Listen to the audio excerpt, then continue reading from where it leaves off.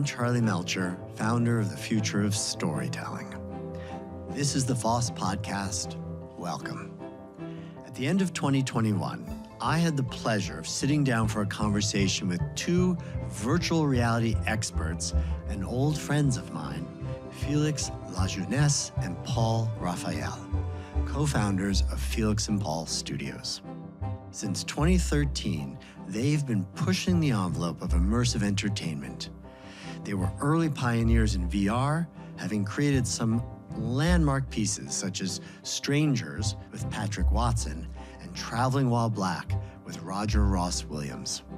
Having established themselves as one of the premier creators of VR, they've collaborated with such notables as Barack and Michelle Obama, Wes Anderson, Eminem, and LeBron James, to name just a few.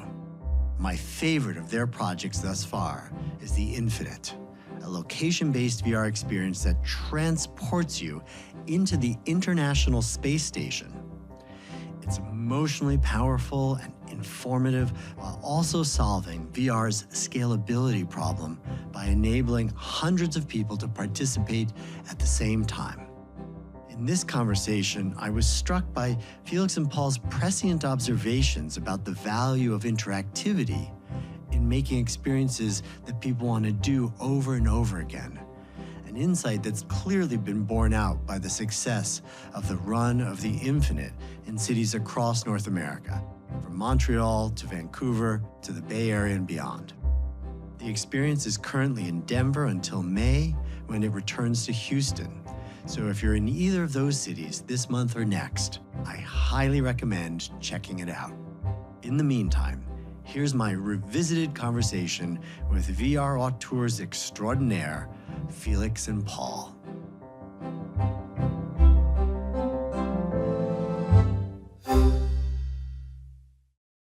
Felix and Paul, I am so excited to have you on the Future of Storytelling podcast.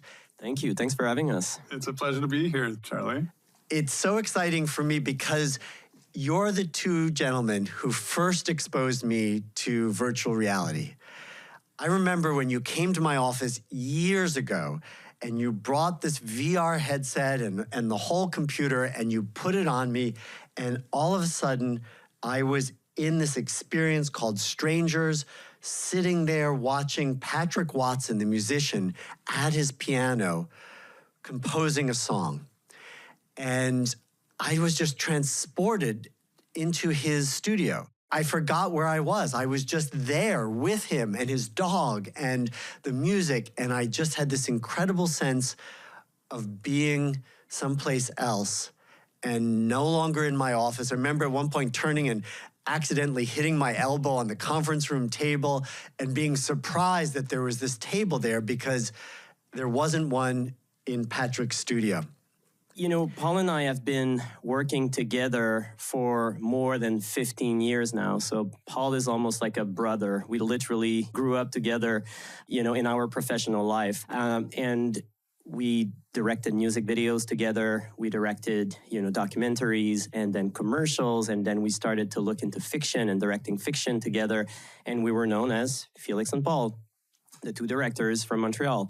And the common passion that we had as we were working on all of these projects was to explore the world of experiential cinema. And I'm not saying experimental, but really experiential. And as we were two guys thinking about these things and pushing each other to try to, you know, experiment with things and test out new ideas, we started to explore 3D cinema. And we started to look at how we could use 3D cinema not so much to create big spectacles, action films, and stuff like that, but really to create a sense of immersion. What does it feel to be for like 4 minutes in front of someone inside of a 3D film where you can just watch a person, you know, like really going back to the basics. Like the very first experiments that we did in 3D cinema was putting a camera and looking at people, you know, very, very, very simply, and then sitting down in front of a 3D television and looking at that and seeing how over time, after like 2 minutes, when you stop wondering about, okay, what's going to happen? What's the next scene? What's the next big moment here? Like, because we have all of those anticipations, right? That comes from watching television and films for so long and expecting narrative. So we thought if we move narrative out of the way to start with and just look at the pure experience of watching a person in 3D, how does that feel like? And then we realized that was actually quite powerful. And that was years before we did VR. So we were fascinated by that. I'll ask Paul to continue the story there. This 3D cinema we were doing, we were already treating it more of as an installation art rather than cinema. And the way what we did, which really segues into VR, I think quite amazingly, is we were creating these installations where we were basically locking down all the variables of capture and playback. When you watch a 3D film in a theater or at home, if anyone still does that, you don't control the size of the screen. You don't control where people are sitting. And it creates a film with volume, with relief, right?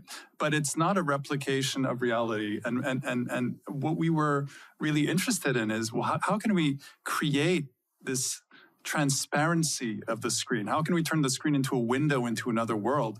And by locking down these variables, such as the screen, the size of the screen, the position of the viewer, relatively small sweet spots, so relatively small crowds, the screen literally became a window into another reality. And really what it was narrow field of view VR. Of course, when the Oculus DK1 came out, there were only really tech demos, a few games. There was no such thing as live action in VR. We did a lot of tests, kind of built upon those initial rigs we had designed for our cinematic installations, and eventually got a working prototype of a very first scene that was of a woman sitting next to you in a church.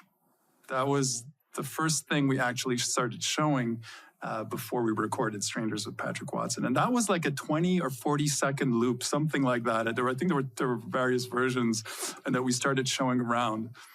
Whatever effect the films we were making had, this was like on another level. People were like crying. People were having these quasi-spiritual experiences watching this woman just sit next to them and at some point look you in the eye. And we were just as blown away as everyone else because, as artists, we were always, like Felix said, interested in experiential storytelling. But why, right? Because ultimately, storytelling is about the effect that it has on someone, right? The medium itself and the format is really just a vehicle towards an effect, right? We dropped everything we were doing and put all our investments into expanding on this small demo. Okay, so that was an incredible epiphany for you of the power of this medium, even when there was almost no storytelling going on. And then you decided to go and create this longer piece with the musician Patrick Watson and just sort of record him playing in his loft in Montreal. It's an amazing piece because in a way it seems so simple. I mean, there's really not a lot going on. There's no narrative really. What I think you were after and what everyone sort of responded to with Stranger was this idea that you had a sense of presence, right? That you felt like you were in that room with him instead of in your living room or in a cinema watching something. You were no longer separated from the action. You were there. Tell me about your how you thought about capturing this idea of presence in VR. This idea of presence and cultivating presence through a media experience isn't born through VR. It's born through the work that we did before in 3D cinema and just the experience of just watching a person. And again, I put that emphasis because, a filmmaker that I really like once told me something that really blew my mind. He told me, how often in life did you allow yourself to look at someone for 5 straight minutes? Like, how often did you do that? And I thought about it and I said, well, maybe never, including with my own kids. Did I ever look at my own kids for 5 straight minutes? And I realized that I had never done that in my life. And I told him that, and he said, well, that's something you should try. And if you can't do it, with your naked eyes, do it with a camera and see the result of that, And I was always fascinated by that thought. It was about being with another person inside of a space, whether that space is a studio, in the case of Patrick Watson in Montreal, writing music for his new album, or, in the Mongolian steppes to capture a moment with a nomadic family. For instance, the first ever time we met with Colin Trevorrow, who has directed the new Jurassic World movies and produces all of them, we met with him and he watched Strangers, and we were in his office in Hollywood, and he said, can you do that with a dinosaur? And we said, yes.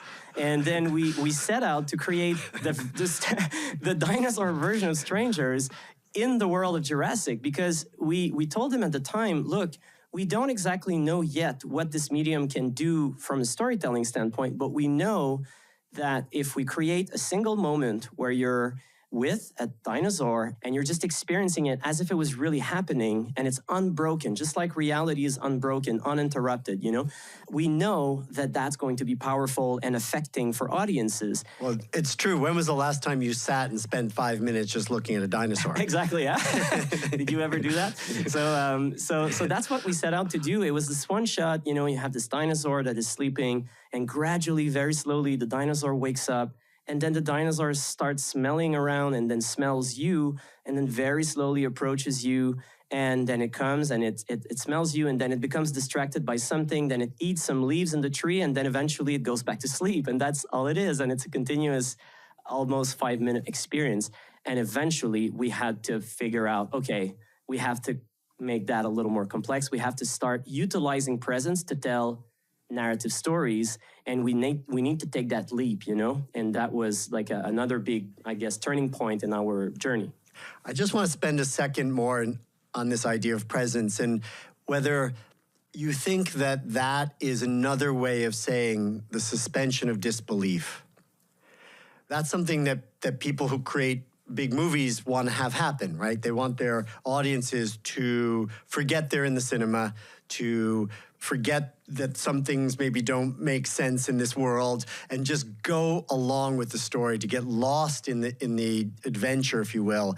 And I wonder, when you talk about presence, I think of it that way, that it's a little bit of this getting people to forget where they are in real life, and to give in to, or suspend disbelief, and to give in to being in the world of the VR film that you're making. Is that what you were trying to do? Is that another term for this in VR? Presence, another way of saying that?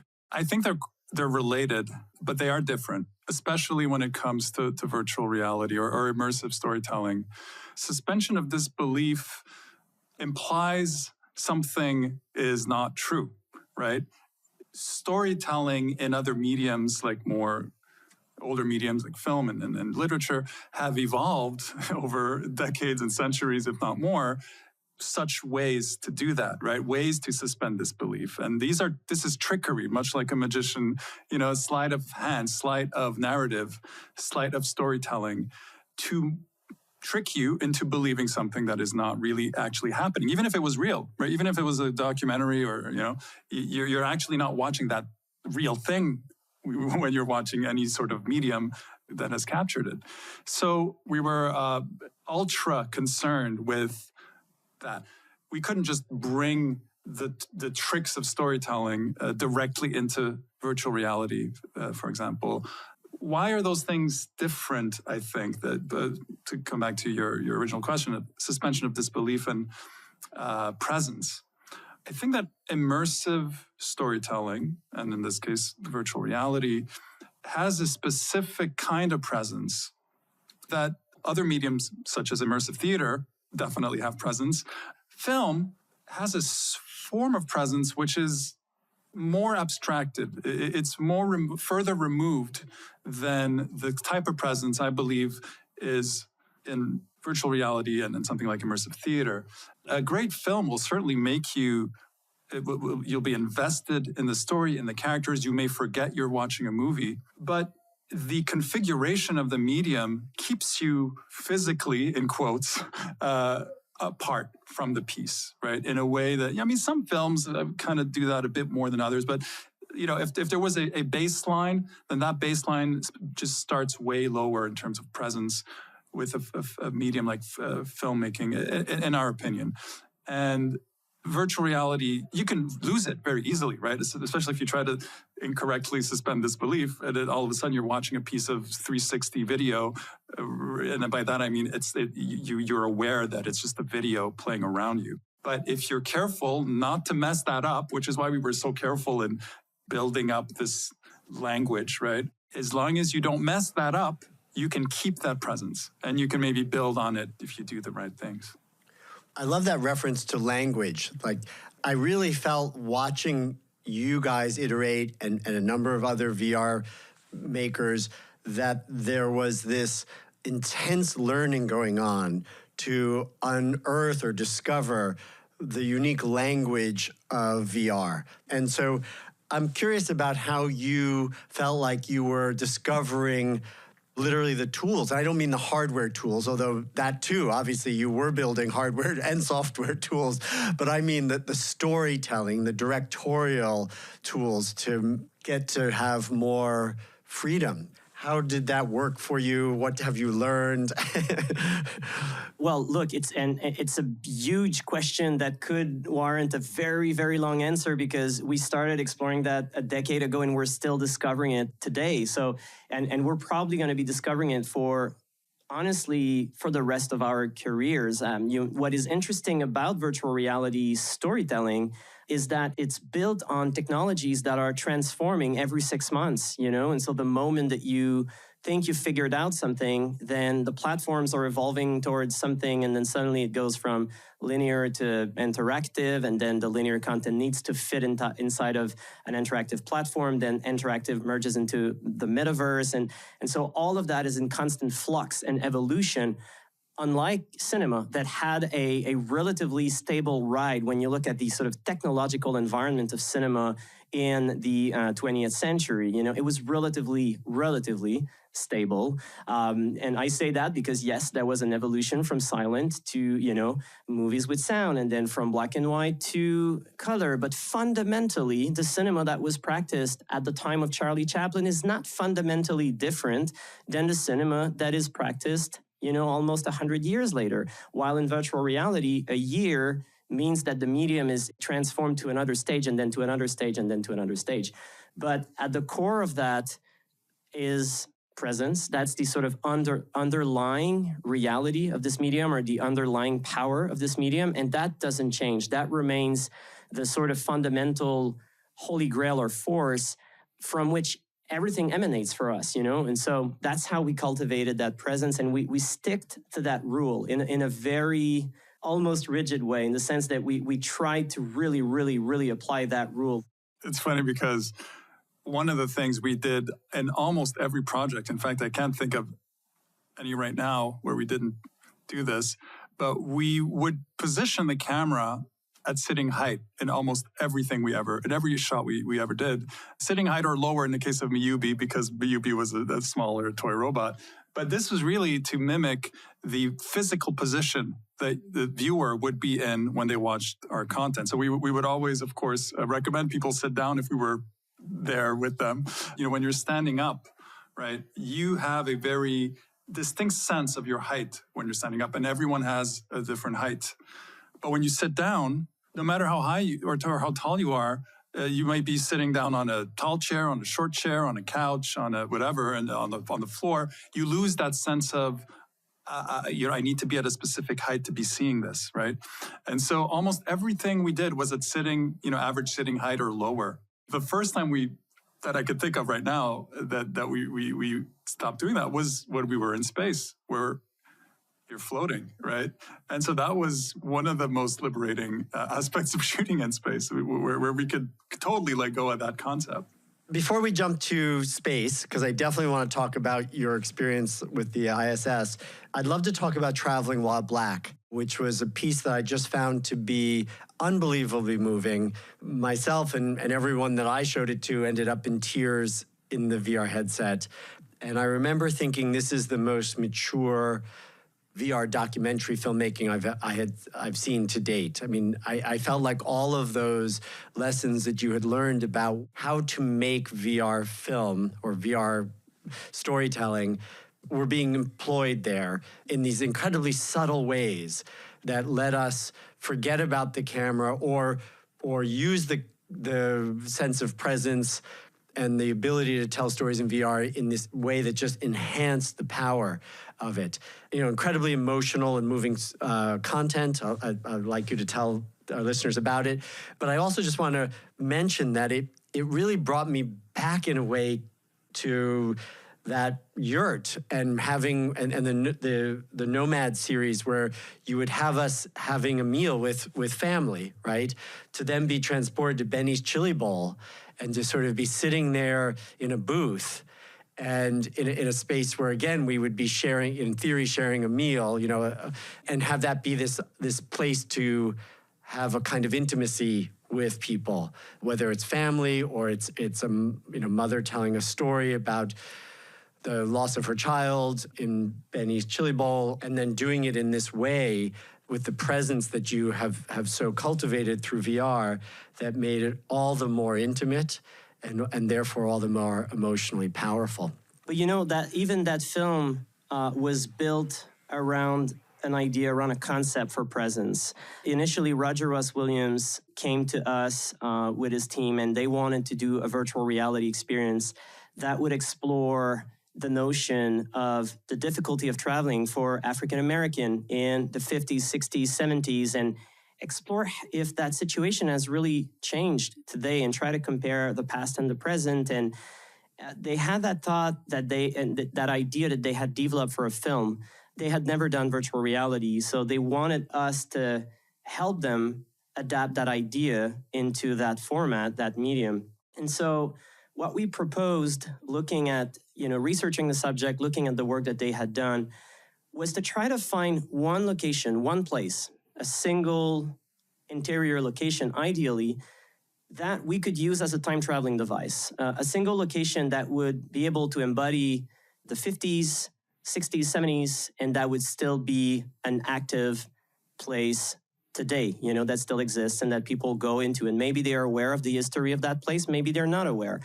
And Roger mentioned Ben's Chili Bowl in Washington, D.C., a restaurant that has been at the heart of the African American community in Washington, D.C. for many, many years, going all the way back to the civil rights. And that restaurant has played a very important role throughout the last 70 years. We went there and we were looking for an idea. We were looking for a way to tell a story in that location. We did not know what that was at the time.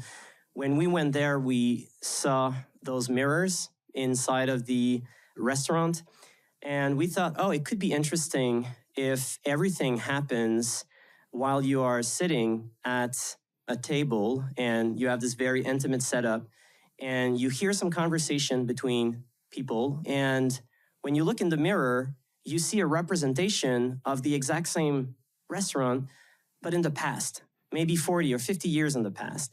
And that becomes, in a way, a portal that literally transforms the whole environment, and now you're back in the past as the story continues. And we could make that interactive in an invisible way, so that when you are experiencing the piece, depending on how you engage with the mirror or just, remaining in the space, the main space where you are, the story might take one direction or another, like visually, it could evolve and transform, which would make you feel even more connected to that environment and to that narrative.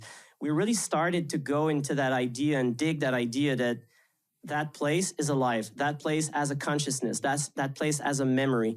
And then everything started to kind of fall into place. And that's this kind of dreamlike quality that allowed the emotion and the depth and the poetry of that experience to flow. So as we go from basically, the simplest of storytelling to much more complicated. I mean, what you just described, Felix, is a very elaborate set of metaphors and construction to tell a story. You evolved, you started to explore storytelling in different ways, but the most recent one, which is truly out of this world, is the work you've been doing with NASA on the International Space Station. And again, I think it's a tribute to the success that you've had, that you would be able to be the one chosen, if you will, to be a partner with NASA to create this kind of cinematic qualities VR storytelling of life on the International Space Station. So just sort of briefly tell us how you got that and then the outline of what that project is. The idea of being able to take people off the planet in the presence of people who are off the planet and who are adapting to life off the planet, who are prototypical of probably a future form that we will one day have if we significantly migrate away from this planet. It was just one of the most fascinating prospects to us. As we were making our way, building this studio, exploring the medium, there was always a thread that was out, that was running, put this together somehow, right? We actually had our first conversations with NASA, I believe in 2015, if 2016 at the latest. It was through concerted effort and pulling any string we could to make these conversations happen. And sure enough, they, after seeing what we were doing and expressing what we wanted to do, even though it sounded improbable and incredibly ambitious to everyone involved, what ended up happening was we decided to take it one step at a time, and that led to the creation of the first few episodes of Space Explorers, which were shot on Earth. And we thought that was a great first step for many reasons. Obviously, to get to know each other, ourselves and NASA, and also get to understand what it means to collaborate with such an entity, right? And to start working with the astronauts as well. And also what was great is that we would be able to take the audience on the journey to space, right? And tell the story of, the first episode was, what does it mean to become an astronaut, right? Yeah, I mean, it was a dream that we socialized at NASA over time. Let's just say it this way. We ended up showing the first season of Space Explorers to thousands of people at NASA. And every time we would show the episodes that had been shot on Earth, mainly in the US and in Russia as well, telling the story of astronauts and cosmonauts and the international collaboration and making viewer feel themselves like a crew member, like an astronaut training to go to space, and trying to kind of build a narrative and share it, yes, with an audience, but also internally at NASA. And that really helped us to talk about what we wanted to do next. And every time we had an opportunity, we would mention that the second season, we wanted it to be set in space. And by that time, we had also done a lot of projects, including effectively projects with 2 American presidents. And so I think the studio had a credibility that it could deliver on complicated projects inside of complicated environments, such as working with Secret Service, for instance. So we wanted to send a camera that would become a crew member, a camera that the astronauts would welcome on board as an additional person that is there, and when they capture a scene, the camera is going to be placed as if it was someone else that is there. It would take the actual physical space of a person inside of a very, well, it's big, but at the same time it's small because you have a lot of people living there, a spacecraft. So anyway, the project, we filmed it over 2.5 years.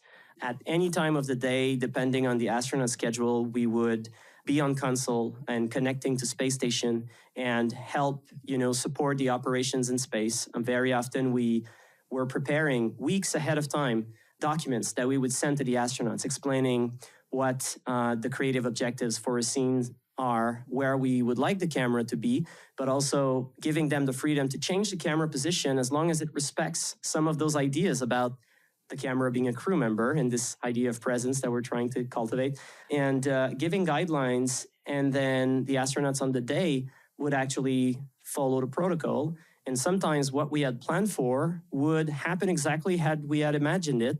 But sometimes, there were reasons why they just couldn't do what we wanted to do. So they would place the camera somewhere else. And sometimes they even shot scenes on their own without us being aware of it, just moments that they decided to document.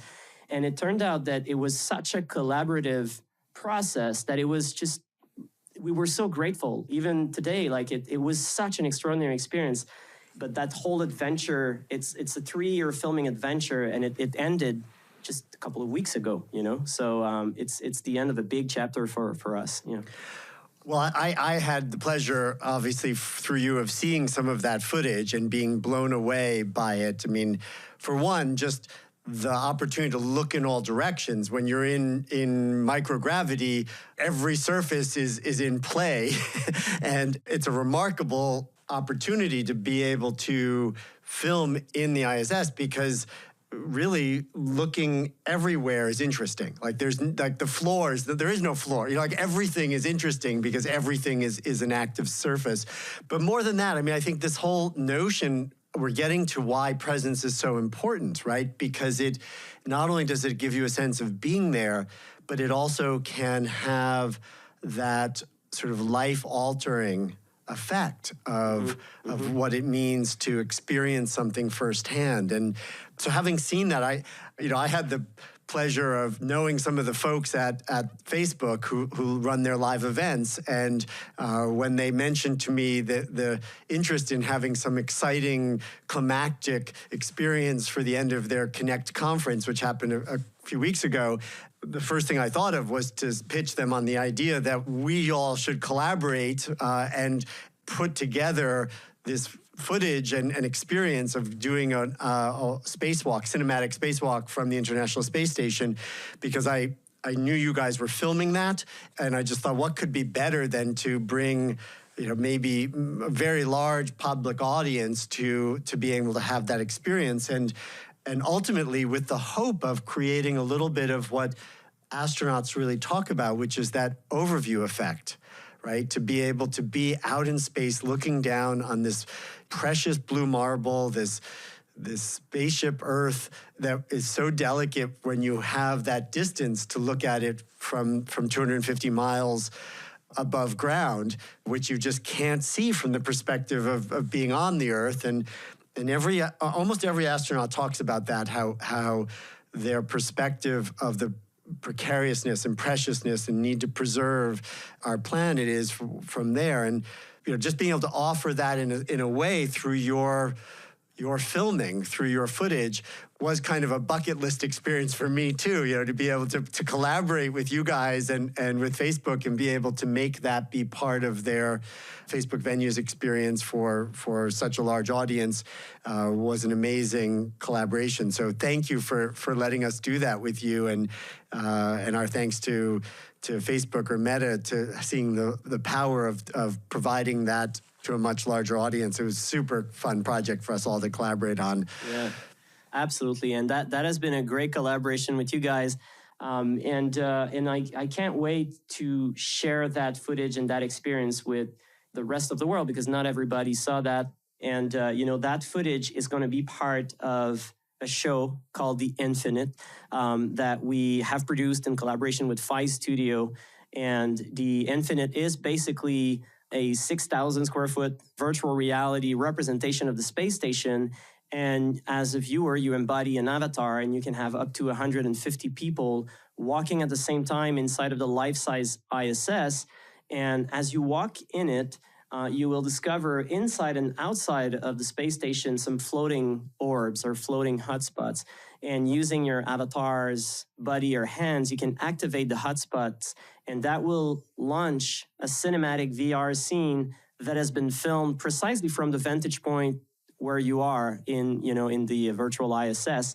And when you get to the end of that, virtual reality experience, you are asked to sit in a chair, and inside of that very comfortable chair, we will present to audiences an 8-minute version of the spacewalk film.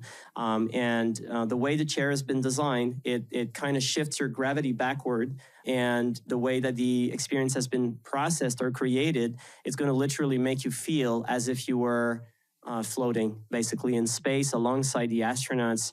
And all of that is going to be done in full virtual reality. So that the premiere of that specific part of the exhibit, the spacewalk, is going to happen December 20th in Houston. It's going to be there for 4 months, this exhibit called The Infinite, and then it's going to tour the United States. So I'm hoping that in the next 4 to 5 years, everybody in the US living nearby one of the major cities gets an opportunity to go and experience this, because I think it's something important to live, and we're excited to be able to provide that for audiences. I wonder if you can talk a little bit about this journey of learning, this journey of discovery and creation in a new medium where you're figuring it out as you go. I think there's a lot of insights perhaps for other kinds of storytellers who are taking on new technologies, taking on new challenges. What are some of the takeaways? Has this been just purely joyful? Have you had some really bumpy, road along the way? Yeah, well, this specific piece, The Infinite, is our first released, I should say, interactive in the sense that it's real-time rendered, 6 degrees of freedom. We've been working and developing our ideas around interaction and the volumetric embodiment for quite a few years. A lot of people would have liked for us to do this years ago. In fact, from the very beginning, we had a lot of pressure from our partners, from the industry, right? Whatever little industry there was, to quickly start doing full volumetric interactive content for a few reasons. Some of them market related, some of them perception related, some of them strategic. There was a moment there where cinematic virtual reality went kind of out of style.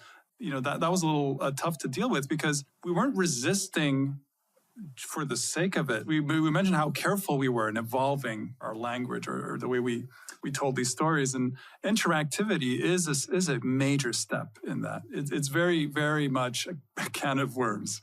So we spent a lot of time. We developed many projects. Some of them never saw the light of day. All of them, except for The Infinite so far. Others are still in development. But we've been very careful about how we do this. And in the end, you get an experience that kind of puts it all together. That's been a huge learning experience. I mean, the whole medium is a learning experience all the time.